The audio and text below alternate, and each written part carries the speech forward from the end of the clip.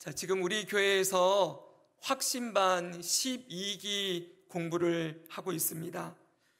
확신반을 첫 번째, 두 번째 시간까지 이제 마쳤는데 확신반의 제3과, 이제 앞으로 우리 12기가 배울 과인데 이 3과의 제목은 새 생명입니다.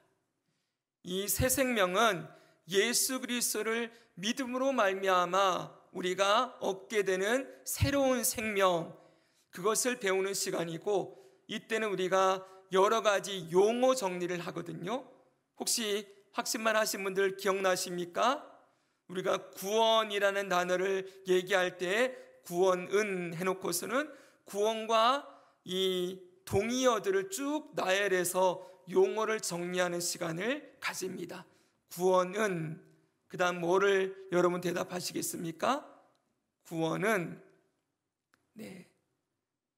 천국은, 영접은, 그리고 여러 가지 얘기하지요.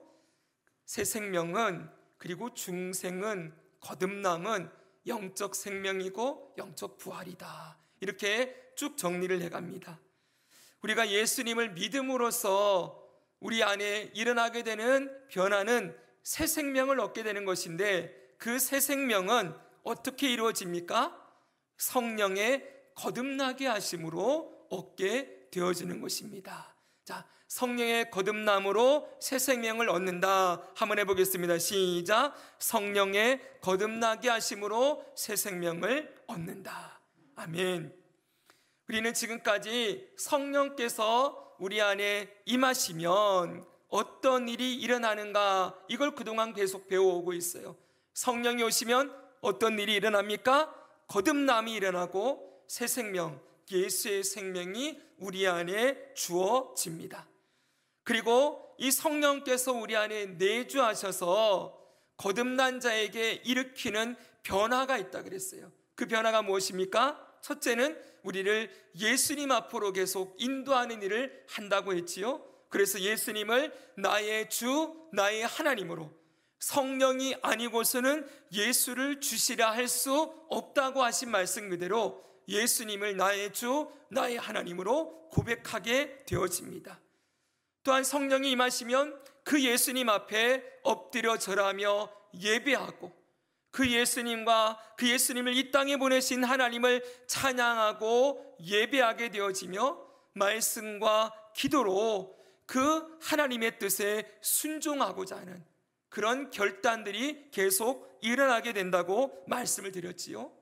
그리고 세 번째가 무슨 변화였습니까?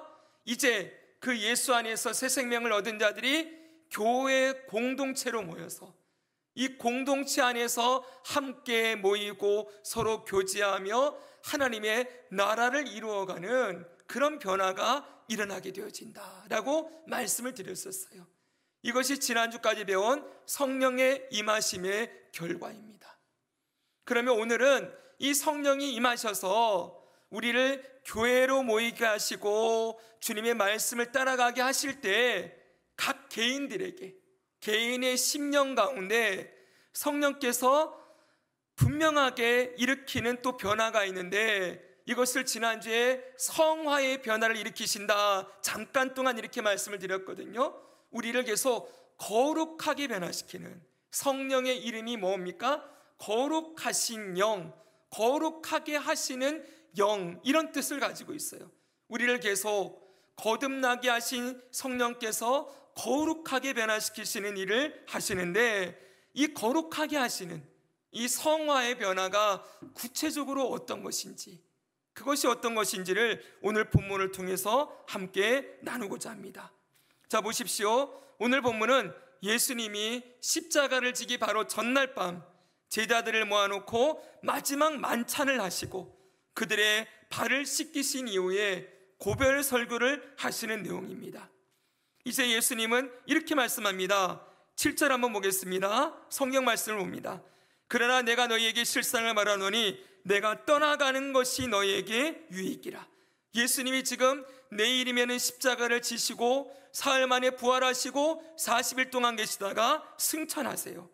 예수님이 그렇게 그들을 떠나가는 것이 유익하다라고 말씀하시면서 내가 떠나가면 보혜사를 너희에게 보낼 것이다 라고 약속하십니다. 이 보혜사는 바로 성령 하나님이시죠. 그리고 그분이 무슨 일을 하십니까? 그가 오시면 하시는 일에 대해서 8절에 분명하게 딱 적어놨습니다. 우리 8절 말씀을 같이 한번 읽겠습니다. 같이 읽겠습니다. 시작. 그가 와서 죄에 대하여 의에 대하여 심판에 대하여 세상을 책망하시리라. 아멘. 성령이 오시면 반드시 하는 일이 있다는 거예요. 죄에 대해 의에 대해 심판에 대해 세상을 책망하신다. 여러분, 지금까지 이 말씀을 많이 보셨을 텐데 이 말씀이 무슨 말씀인지 혹시 그 뜻을 잘 알고 계신 분들이 있으십니까?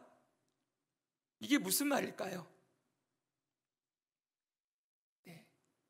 지난 주일날 잠깐 이 말씀을 한번 언급을 해서 말씀을 드렸어요. 여기서 우리가 주목해야 될 단어는 앞에 보시기 바랍니다. 세상을 책망하시리라. 이 책망하신다는 이 단어를 잘 해석하는 게 중요합니다. 이 책망한다는 이 말은 밝히 드러내다, 폭로하다, 바로잡다, 꾸짖다 이런 뜻을 가지고 있어요. 한글 개역 성경은 이 다양한 뜻 가운데서 꾸짖다라는 뜻을 가져와서 책망한다라고 번역을 해놨습니다.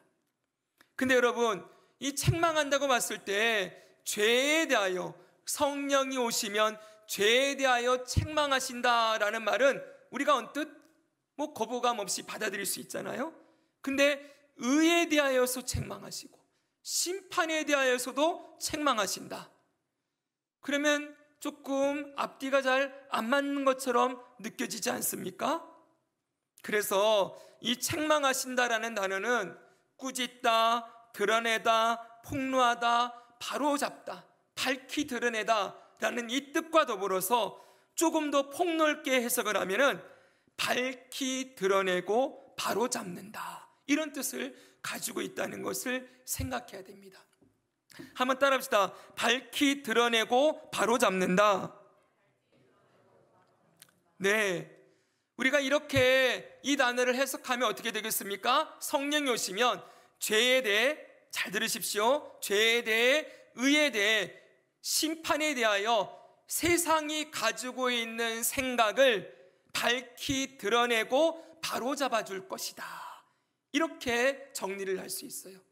다시 말씀드립니다. 성령이 오시면 죄와 의와 심판에 대해 세상이 잘못 알고 있던 것을, 이 세상이 바르게 해석하지 못하고 있었던 것을 다시 바로잡아 주시고 그 의미를 밝히 드러내시겠다라고 말씀하신다는 거예요. 바로 성령은 이런 일을 하시는 것이지요. 그러면 첫 번째로 성령이 오셔서 하시는 일, 죄에 대하여 세상을 책망하신다. 여러분, 죄가 무엇인지 세상이 알고 있던 그 인식을, 그 뜻을 성령이 바로잡아 주시겠다는 거예요. 그러면서 예수님께서 분명하게 얘기합니다. 9절에 죄가 무엇인지를 딱 한 줄로 정리해 놓으셨어요. 같이 한번 읽겠습니다. 시작. 죄에 대하여라 함은 내가 아버지께로 가니, 죄에 대하여, 시작. 죄에 대하여라 함은 그들이 나를 믿지 아니함이요. 아멘. 여기 죄가 무엇인지를 예수님이 딱 규정해서 못 박아놨어요. 죄가 뭡니까? 예수님을 믿지 않는 것이다. 세상은 이것을 죄라고 말을 합니까, 안 합니까? 세상에서는 전혀 죄를 이런 식으로 해석하지 않아요. 세상에서의 죄는 법을 어긴 것, 남을 해치거나 사회에 악을 끼치거나 규정을 벗어나서 잘못된 길로 가는 것, 이것을 죄라고 말하지요. 근데 이렇게 말하는 이 세상을 향하여서 예수님이, 성령님이 오시면 죄가 무엇인지를 딱 깨닫게 하시는데, 그게 죄가 아니고 진짜 죄는 예수님을 믿지 않는 것이 죄다라고 가르쳐 주신다는 거예요. 사랑하는 여러분, 우리가 사는 이 세상은 하나님과 예수님을 믿지 않는 세상입니다. 이 세상은 이 온 세상을 창조하시고 다스리시는 진정한 왕이 되시는 성부, 성자, 성령 하나님을 믿지 않을 뿐만 아니라 특별히 성자 예수님을 십자가에 못 박아 죽인 세상이지요. 이 세상은 예수님을 십자가에 못 박아 죽였을 뿐만 아니라 끝까지 예수님을 거부하고 예수님께 반역합니다. 여기 믿지 아니함이요라는 이 동사는요, 헬라어 현재 시제로 쓰여졌어요. 헬라어 현재 시제라는 것은 계속 반복되는 현상을 얘기할 때 현재 시제를 써요. 이들이 과거에도 예수님 믿지 않았고 현재에도 믿지 않을 뿐더러 앞으로도 계속 믿지 않는다는 거예요. 끝까지 예수님을 거부하는 이 세상의 교만과 완고함을 이렇게 표현해 놓으신 것입니다. 사랑하는 여러분, 이런 세상 속에 저와 여러분도 살아왔었습니다. 우리도 예수님을 알기 이전에 이 세상이 말하는 것처럼 이 세상의 진정한 왕이신 하나님을 향하여 우리는 아무런 관심을 가지지 않았어요.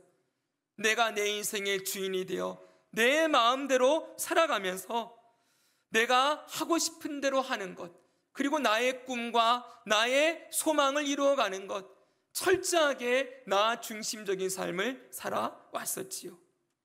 그런데 여러분, 성령이 딱 오시니까, 성령이 우리 안에 들어오셔서 거듭나게 하시고 우리를 예수님 앞으로 인도해 가시고 예수님의 말씀을 배우고 예수님을 알아가기 시작하니까 이제 더욱더 선명해지는 게 있어요. 무엇입니까?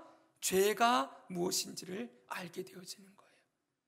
내가 얼마나 하나님 앞에 심각한 죄인이었는지를 깨닫고 오직 나를 구원하실 이 예수밖에 없네라는 찬송을 드리며 나아가게 되는 것이지요.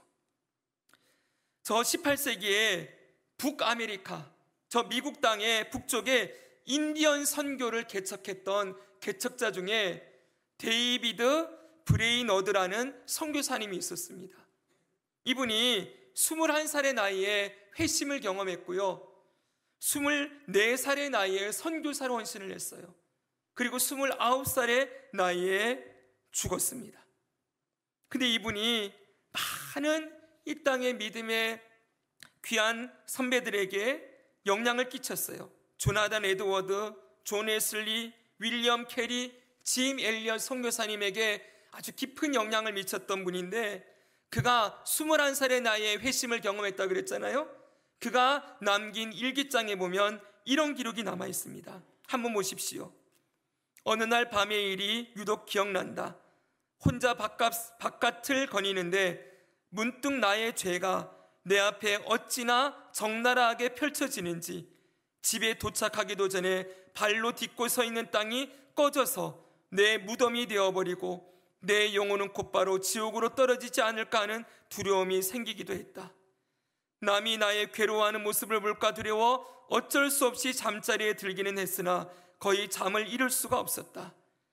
저는 죄에 대한 깨달음이 없이 다시금 육신적인 안일과 임박한 진노에 대해 무감각한 상태에 빠지는 것이 정말 두려웠고, 그리하여 하나님의 성령의 역사하심을 거스르지 않기 위해 더욱더 정확하게 처신했다.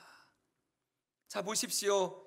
그가 어느 날 갑자기 자신의 죄가 그 앞에 적나라하게 펼쳐지고 그 죄로 말미암아 하나님의 심판과 저주를 받을 두려움에 밤새도록 떨었다고 했어요.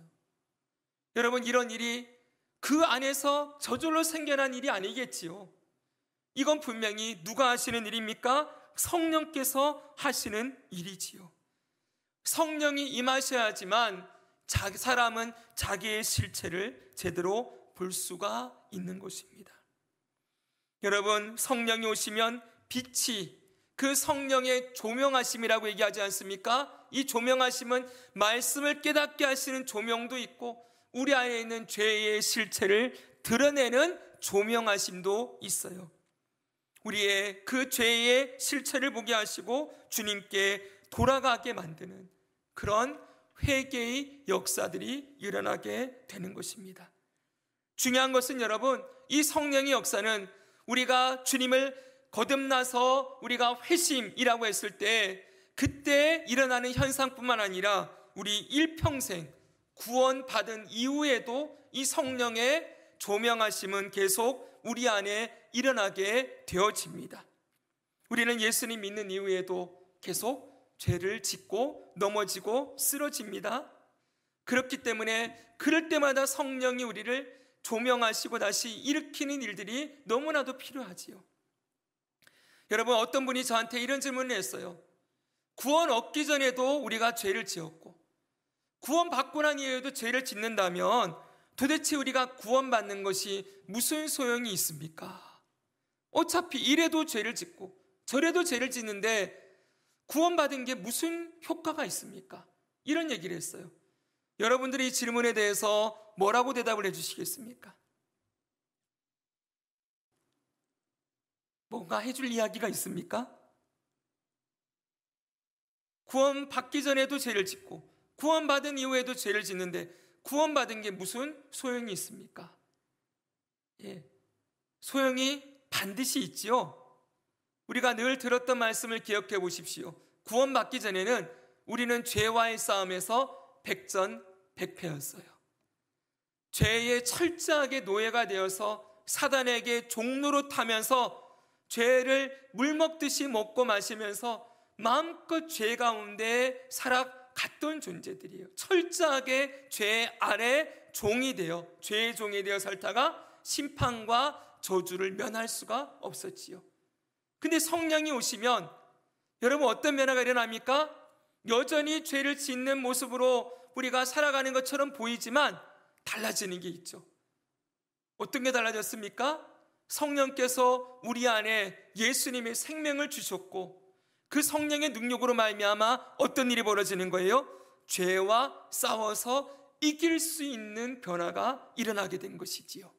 백전백패에서 99패 1승, 98패 2승, 90패 10승, 80패 20승, 70패 30승 쭉쭉 승률이 높아지면서 점점 더 죄와 싸워서 이길 수 있게 되어지고 거룩하신 성령의 역사하심을 따라 하나님의 자녀로 주님을 닮아가게 되어지는 변화들이 일어나게 된다는 것입니다. 그래서 여러분, 사도 바울은 로마서 8장 1절 2절에서 분명하게 이렇게 선포를 해놓았어요. 한번 보시기 바랍니다. 그러므로 이제 그리스도 예수 안에 있는 자에게는 결코 정죄함이 없나니, 정죄함이 없다는 게 무슨 뜻이에요? 죄인이라 정함이 없다는 거예요. 죄인이라고 심판받는 일이 없다는 거예요. 이제 예수의 생명으로 죄인으로 심판받는 일은 없어졌어요. 그리고 그 다음 말합니다. 이는 그리스도 예수 안에서 생명의 성령의 법이 죄와 사망의 법에서 너를 해방하였음이니라. 여러분, 이전에는 철저하게 죄의 노예였어요. 그런데 생명의 성령의 법이 우리를 해방시키셨어요. 이제는 우리가 오랫동안 묶여 있었기 때문에, 잘 들어보세요. 오랫동안 죄의 쇠사슬에 묶여 있었기 때문에 한동안은 팔도 제대로 들지 못하고 한동안은 제대로 걷지도 못할 거예요. 그러나 성령께서 계속 우리를 말씀으로 먹이시고 우리의 영혼에 힘을 주시면 우리의 이 꽁꽁 묶여있던 몸에 근육이 생기기 시작하고 말씀의 능력이 우리 안에 살아 역사하면서 이제는 성령의 검을 가지고 죄와 싸워 이기는 일들이 일어나게 되어진다는 거예요. 이게 바로 해방되었다는 말씀의 의미예요. 구원파는 이 말씀을 잘못 해석을 해서 죄를 하나도 안 짓는다 이렇게 잘못 해석하지만 틀렸습니다. 죄를 하나도 안 짓는 게 아니라 죄인으로 정죄함을 받지는 않되, 그리고 그 성령의 능력으로 죄와 싸워 이길 수 있는 자로 변화됐다라고 말씀하시는 것입니다. 사랑하는 여러분, 바로 이것이 성령이 함께 하시는 사람의 모습이에요. 이렇게 성령이 함께 하시면 죄에 대하여 세상을 책망하시고 죄에 대한 잘못된 인식을 다 깨트리시고 죄가 무엇인지를 철저하게 알게 하시고 이 죄에서 나를 구원하신 예수님을 쫓아서 성령의 도우심을 따라 죄와 싸워서 승리하는 일들을 일어나게 하신다. 이것이 성령이 오셔서 하시는 일 첫 번째인 것입니다. 자, 그러면 두 번째로 한번 모시겠습니다. 두 번째는 무엇입니까? 바로 의에 대하여 깨닫게 하시는 것입니다. 오늘 두 번째까지만 보겠습니다. 다시 한번 보십시오. 의에 대하여 세상의 잘못된 생각을 바로잡아 주시고 하나님이 말씀하시는 바른 의가 무엇인지를 깨닫게 하신다는 거예요. 자, 그러면 세상이 말하는 의는 무엇입니까? 세상은 의를 어떻게 규정을 하고 사람들에게 설명하고 가르칩니까? 세상에서 말하는 의가 뭐예요? 세상에서 말하는 의는 사람이 마땅히 행해야 될 도리나 그 이상의 선을 행하는 것, 이걸 의라고 얘기를 해요. 대표적으로 여러분, 우리 사회에 의인이라고 불리는 사람들이 있었지요. 종종 제가 말씀드리지만 벌써 한 몇십 년 된 이야기가 됐습니다. 일본의 한 한국인 여행자가 일본의 그 철도 선로에 떨어져 있던 여자를 구하고 자기가 목숨을 잃었어요. 그래서 그분이 신문에 한창 동안 의인 누구라고 사람들의 입에 회자되는 일이 있었어요. 얼마 전에도 그런 일들이 또 있었죠. 고속도로를 달리던 차량의 운전자가 갑자기 정신을 잃고 운전대를 잡지 못하고 쓰러질 때, 그래서 차가 막 달리고 있을 때 한 사람이 그 차량 앞으로 가가지고는 브레이크를 걸면서 자기 차가 망가짐에도 불구하고 그 차를 세워가지고 그 운전자를 구해낸 사건이 많은 사람들에게 또 존경과 인정을 받았던 사건도 있었습니다. 그때 사람들이 그분을 향하여서 의인이라고 외쳤어요. 사랑하는 여러분, 이처럼 세상이 말하는 의는 사람이 마땅히 행해야 될 도리, 어쩌면 그 이상을 행했을 때 의다, 의인이다, 의를 행했다라고 말하는 것이지요. 그러나 여러분, 성경이 말하는 의는 무엇입니까? 우리 한동안 이명진 목사님이 성전에 대해서도 가르쳐 주시고 계시는 동안 여러 가지 알려주셨는데, 하나님의 의는 무엇입니까? 다른 말로 하면 하나님의 거룩하심이에요. 하나님의 거룩하심은 죄와는 절대 관계가 없으시고 죄를 미워하시고, 그리고 죄와 관계없이 하나님이 완전하게 모든 것을 완벽하게 이루어 가시는 하나님의 그 완전한 성품을 의다라고 말해주고 있습니다. 그런데 여러분, 이 의가 오늘 예수님과 함께 연결이 되었어요. 자, 말씀을 띄워주십시오. 자, 의에 대하여서 예수님이 알려주시는데 의를 이렇게 가르치는 거예요. 내가 아버지께로 가니 너희가 다시 나를 보지 못할 것이다. 여러분 생각해 보세요. 의와 지금 하나님의 거룩하심을 나타내는 이 의로우심과 예수님이 하나님께로 가게 되는 것, 이게 무슨 상관이 있습니까?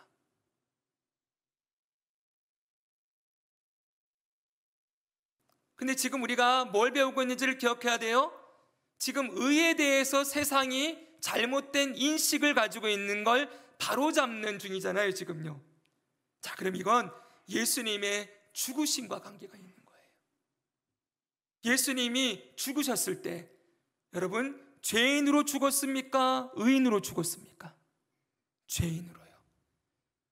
그분은 물론 우리가 알고 있는 바는 죄인인 우리의 죄를 뒤집어 쓰고 예수님이 십자가에 대신 죽임을 당하신 거지요. 근데 여러분, 세상은 예수님이 왜 죽었다고 얘기를 했습니까? 그 당시 자기 죄 때문에. 그 예수가 자기 죄 때문에 저 유대인들과 자기가 하나님이라고 했고 신성모독이라고 했죠. 자기가 하나님의 아들이라고 얘기를 하고 자기가 유대인의 왕이라고 얘기를 하고 저 유대인들과 충돌하면서 결국은 자기 죄 때문에 십자가에 죽은 죄인 예수일 뿐인 거예요. 그리고 지금도 사람들은 예수님을 죄인이라고, 그 죄 때문에 죽었던 죄인이라고 생각하는 사람들이 이 세상에 수없이 많아요. 그런데 여러분, 이렇게 죄인 예수라고 말하는 이 세상 속에서 하나님이 보여주고 싶어 하는 거예요. 예수는 죄인이 아니라 의인이고 예수님만이 완전한 의를 이루신 분이라는 것을 성령이 오시면 깨닫게 하신다는 것이죠.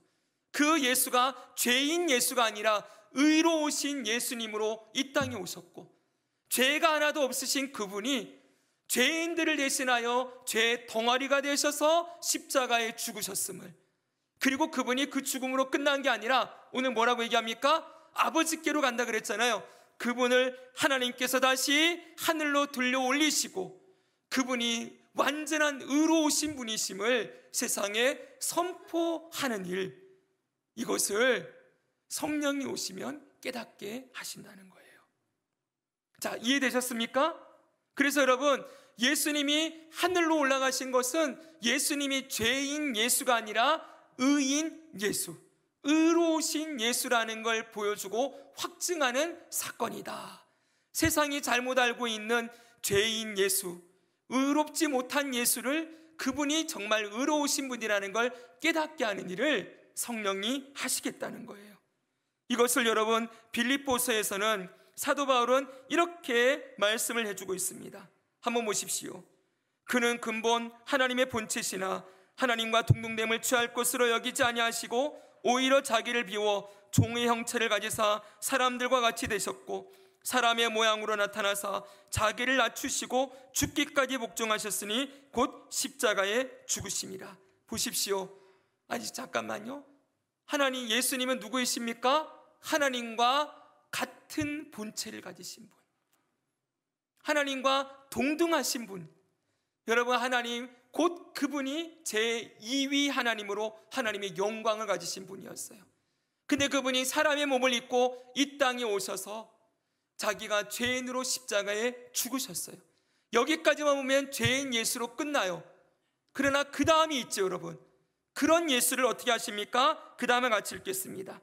자, 이러므로 시작. 이러므로 하나님이 모든 이름 위에 뛰어난 이름을 주사 하늘에 있는 자들과 땅에 있는 자들과 땅 아래에 있는 자들로 모든 무릎을 예수의 이름에 꿇게 하시고 모든 입으로 예수 그리스도를 주라 시인하여 하나님 아버지께 영광을 돌리게 하셨느니라. 할렐루야, 아멘. 바로 모든 무릎을 예수의 이름에 꿇게 하시고 그 하늘 보좌 우편에 계신 예수님이 모든 영광을 받으시는 일이 일어났다라고 말씀하고 있는 것이지요. 바로 예수님의 부활과 승천은 그 예수 그리스도가 의로우신 분이시요 하나님의 의를 완전히 이 땅에 이루신 분이라는 것을 증명해 보이신 사건이라는 거예요. 그 성령이 오시면 한마디로 정리하면요, 예수님이 얼마나 의로우신지, 예수님이 얼마나 아름다우신지, 예수님이 얼마나 거룩하신 분이신지를 깨닫게 하시고 그 예수님 앞에 무릎을 꿇고 그분을 찬양하고 높이게 하는 일이 일어나게 된다. 성령이 오셔야만 사람들은 예수님을 높이고 찬양하고 그분을 예배하게 되는 일이 일어나게 되는 것이지요. 바로 이것을 얘기하고 있는 거예요. 그리고 여러분, 또 더불어서 여러분, 성령이 오심으로 말미암아 의에 대해서 깨닫게 하신다고 했을 때 그것은 두 번째 의미가 있습니다. 그건 사람들이 가지고 있는 자기 의에 대한 신화를 깨트리는 일을 하신다는 거예요. 한번 따라합시다. 자기 의의 신화를 깨트리신다. 여러분, 사람들은 누구나 자기 신화들을 가지고 있어요. 내가 어떻게 살았고, 내가 어떻게 행동했고, 내가 어떤 일을 얼마나 열심히 했고, 내가 이 자리까지 오기까지 얼마나 내가 많은 희생과 노력을 했고, 내가 얼마나 많은 대가를 치렀고, 내가 얼마나 지금까지 살아온 삶에서 애쓰고 노력하고 수고하고 얼마나 힘들고 어려운 상황 속에서 열심히 살았는지 자기만의 신화를 가지고 있다고요. 그래서 많은 분들이 이런 얘기합니다. 내가 살아온 이야기를 책으로 쓰면 10권을 써도 모자랄 거다, 뭐 이런 얘기들 우리 어르신들이 많이 하지 않습니까? 그게 전부 자기 신화예요. 근데 이 자기 신화의 중심 내용이 뭘까요? 결국은 무엇입니까? 자기 자랑, 자기 신뢰, 이것이 자기 신화의 중심 내용이겠지요?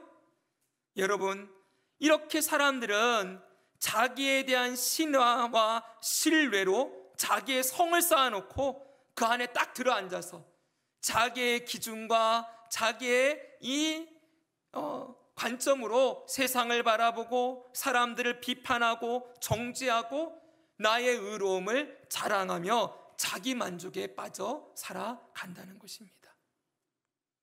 여러분, 안타까운 건 교회를 다니는 많은 성도들 중에도 아직까지 자기 신화, 자기 의에 사로잡혀서 살아가는 분들이 많이 있음을 보게 되어지지요.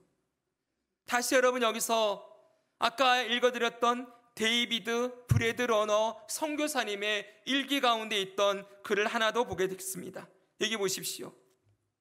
내가 기도하게 된 것도 나 자신의 유익을 위한 것이었고 한 번도 하나님의 영광을 생각하며 기도한 것이 적이 없다는 것을 깨달았기 때문이다. 자기가 기도한 것도 하나님의 영광을 위해서 한 것이 아니라 내가 내 자신의 유익을 위해 기도했다는 걸 깨달았대요. 왜냐하면 그 기도들이 하나님을 향한 사랑이나 그를 위하는 마음으로 행해진 것이 아니었기 때문이다. 내가 하나님 앞에 나의 헌신과 금식과 기도 같은 것을 쌓아놓고 있으면서 마치 하나님의 영광을 목표로 삼은 것처럼 가장했고 사실 때로는 정말 그렇다고 생각하기도 했다. 하지만 참으로 그것을 의도한 일은 한 번도 없었고 오로지 나 자신의 행복을 위하여 그런 일들을 했던 것이다. 내가 한 번도 하나님을 위하여 무슨 일을 행한 적이 없으니 그에게 무슨 주장도 할 수가 없고 오로지 나의 외식과 조롱에 대하여 멸망만 있을 뿐이라는 것이 보였다. 어느 순간 내가 기도하는 것, 금식하는 것, 내가 헌신하는 것, 이것이 하나님의 영광을 위한 것이 아니라 내 만족과 내 행복, 또 나의 자랑을 위하여서 한 것이었음을 그가 깨닫게 되었다는 거예요. 여러분, 우리도 얼마든지 이 자리로 나아갈 수가 있겠지요. 근데 이것만 보면 또 우리가 절망할 수밖에 없습니다. 근데 이걸 여러분 깨닫게 하신 분이 누구예요? 성령님이시라는 거예요. 성령이 아니면 계속 이런 생각을 가지고 나아가다가 완전히 멀리 가버릴 수가 있겠지요. 근데 성령께서 어느 순간 나의 이 현 주소를 보게 하시고 내가 지금 이런 상태구나, 내가 어느 순간 또 나의 자랑과 나의 의를 만족하고 있었구나 이러면서 그렇게 깨닫게 하심으로 이 기도 이후에 이 선교사님이 뭘 했겠습니까? 다시 회개의 기도로 주님 앞에 돌아갔겠지요. 네, 깨닫게 하셨다는 건 우리를 사랑하신다는 거예요. 여러분, 사랑의 반대말은 뭐라고요? 늘 말씀드리지만 무관심입니다. 무관심인 사람은, 사랑하지 않는 사람은 뭐 그렇게 살든 말든 그냥 내버려둬요. 그런데 내가 정말 사랑하는 사람은 내버려둘 수가 없는 것이지요. 사랑하는 여러분, 성령께서 오시면 우리가 가지고 있는 의가 얼마나 허접하고 얼마나 부족하고 모자란 것인지를 깨닫게 하세요. 그래서 이사야서에 보면은 이런 말씀이 있습니다. 저는 이 말씀을 너무너무 좋아하고 늘 기억하며 살아가려고 합니다. 같이 한번 읽겠습니다. 무릇 시작. 무릇 우리는 다 부정한 자 같아서 우리의 의는 다 더러운 옷 같으며 우리는 다 잎사귀 같이 시들므로 우리의 죄악이 바람같이 우리를 몰아가나이다. 아멘. 여기 보세요. 우리는 다 부정한 자 같아서 우리의 의는 다 더러운 옷 같다. 어떤 저기 해석에 보면은 누더기 같다 이렇게 되어 있어요.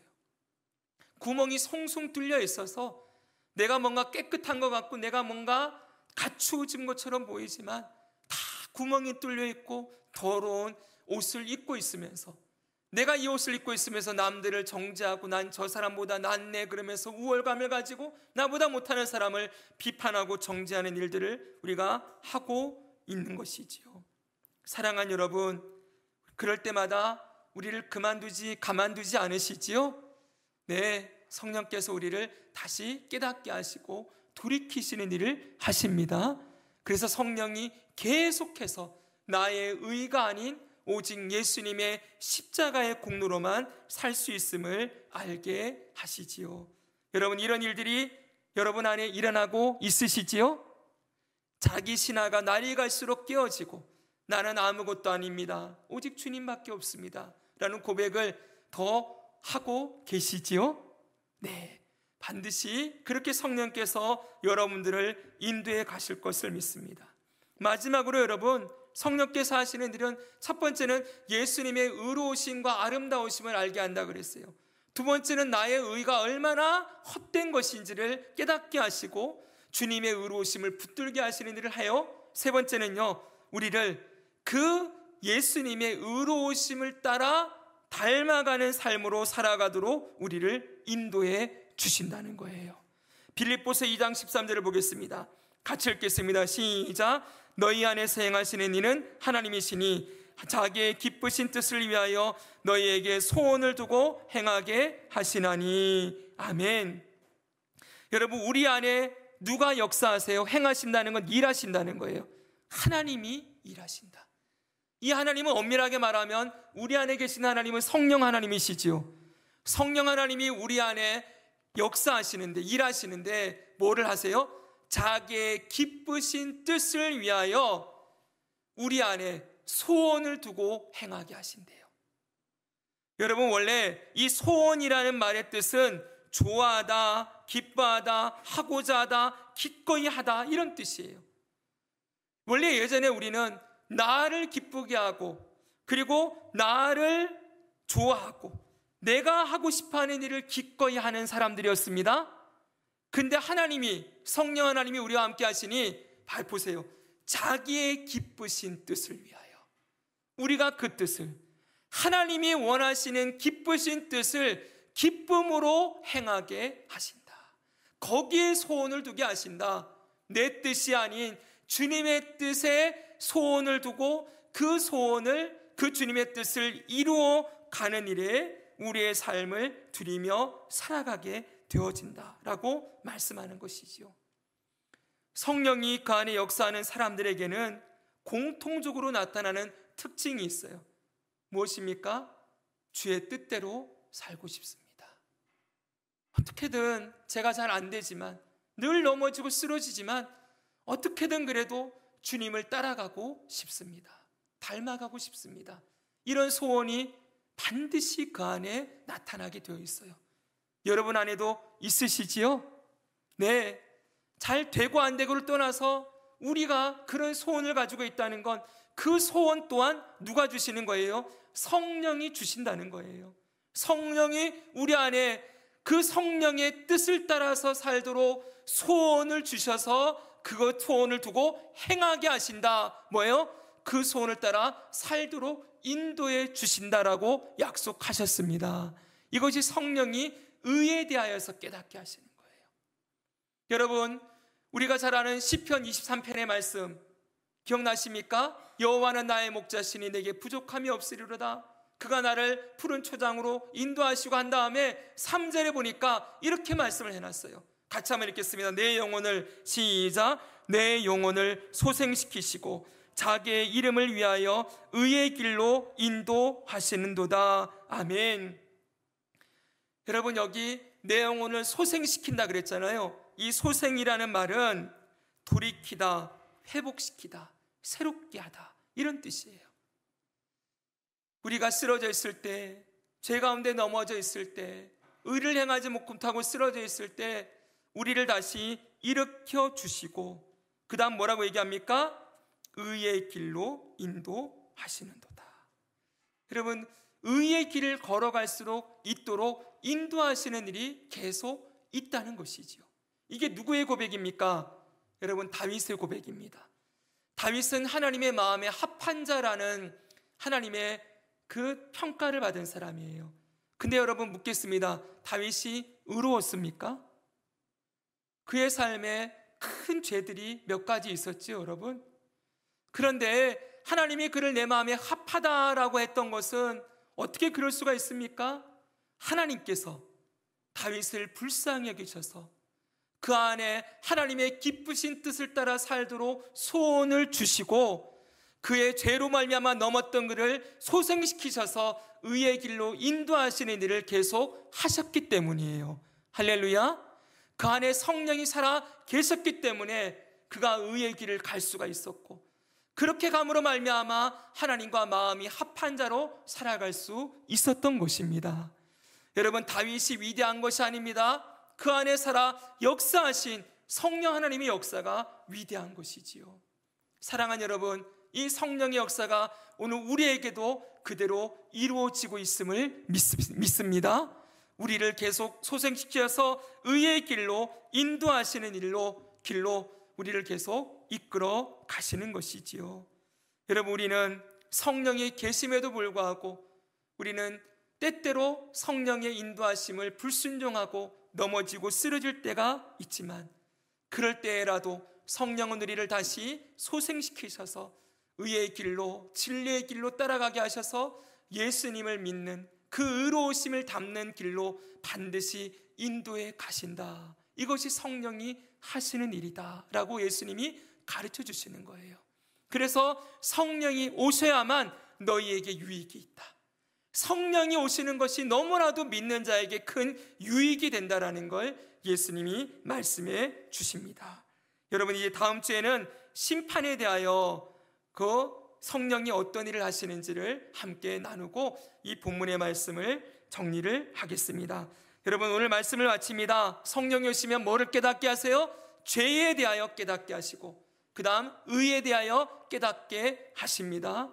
나의 죄를 늘 보게 하시고 그 가운데서 죄를 이기고 승리하게 하시며 예수님의 의로우심을 닮아가고 의로우신 예수님을 찬송하고 그 아름다우심을 예배하고 더 예수님을 사랑하고 믿고 순종하는 자리로 이끌어 가시는 이 성령의 역사가 우리 남은 일생에 계속해서 일어나서 우리의 모든 삶이 성령의 인도하심을 따라 의의 길을 걸어가는 이 복됨을 날마다 누리며 살아가는 저와 여러분 되기를 주 예수님의 이름으로 축복합니다.